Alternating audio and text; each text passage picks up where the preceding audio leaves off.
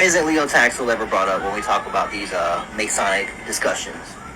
Right? We bring up Albert Pike, we bring up Albert Mikey, you bring up all these monitors and all these other people, you mention all these other names, but we never mention Leo Taxil. He's one of the most important names in these discussions. Historically, how come nobody brings up Leo Taxil? I'll tell you why. Because if you brought up Leo Taxil, that would dismantle everything. Brother G, this will work on somebody who's not well knowledgeable on certain writings and certain things that I have in my hand. Now, one thing that I have in my hand is Leo Taxil. Here, let me Leo Taxil, blase, blah. I own it. And I'm guaranteeing you, this does not come from Leo Taxil in no way, shape, or form. This is actually the 5 points of fellowship. 5 points of fellowship. That's done in Freemasonry. But then also, not just that, if you actually put a Kabbalistic tree right here, it'll align perfectly. Perfectly. By the way, I'm going to a different monitor to show you again. Let's get past the passcode or the password. But where does it say it? 5 points of what? Fellowship. Like I said, you line the Kabbalistic tree right here, it aligns perfectly. Let's understand where the 5 points of fellowship comes from. Now look, foot to foot, knee to knee, breast to breast, hand to back, mouth to ear. These are identical to those used in the Druidic rite of witchcraft and very similar to those used in other rites such as the Gardnerian/Alexandrian rites. The Druids were pagans. Passing a secret name or chant from mouth to ear is ancient magical practice reflected in the Hebrew word Kabbalah. It is a transliteration of the three Hebrew words QBL and means from mouth to ear. By the way, the Kabbalah is paganism. And by the way, none of that came from Leo Taxil. None of that. Not even this right here. This comes from the Masonic ritual, by the way.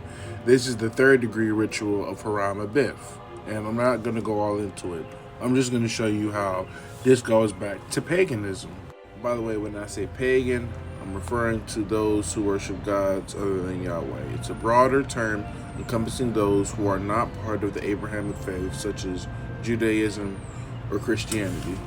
Masonic author A.T.C. Pearson admits the Masonic legend stands by itself unsupported by history or other than its own traditions. Yet we readily recognize the Haram Abif, the Osiris of the Egyptians, pagan, the Mithras of the Persians, pagan, the Bacchus of the Greeks, pagan, the Dionysus of the Fraternity of the Artificers, pagan, and the Attis of the Phrygians, pagan, whose passion, death, and resurrection were celebrated by these people respectively. A.T.C. Pearson, The Traditions, Origin, and Early History of Freemasonry, page 240. Now look here, people.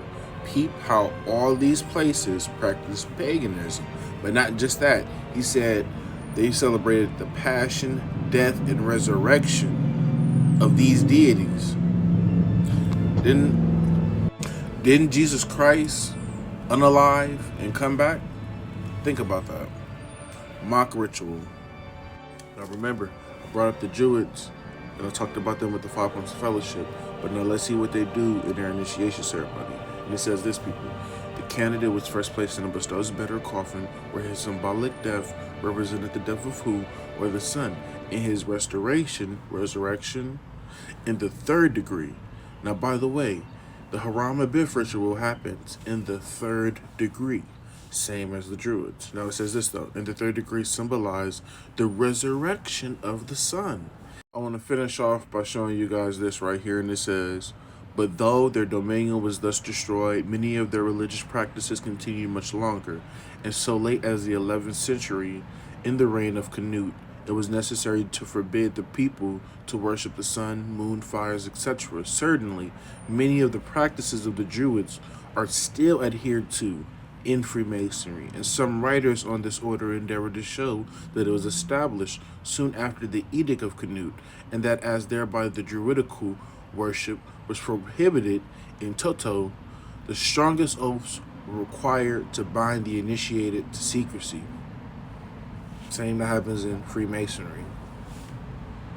And by the way, Brother G, none of that was from Leo Taxil. None of that was from this. Just wanted to point that out to you. None of that was from Leo Taxil. I read the book, the whole thing. And I know that everything he said was a lie because he was just trying to fool the bishops, the cardinals of the Catholic Church. And he did.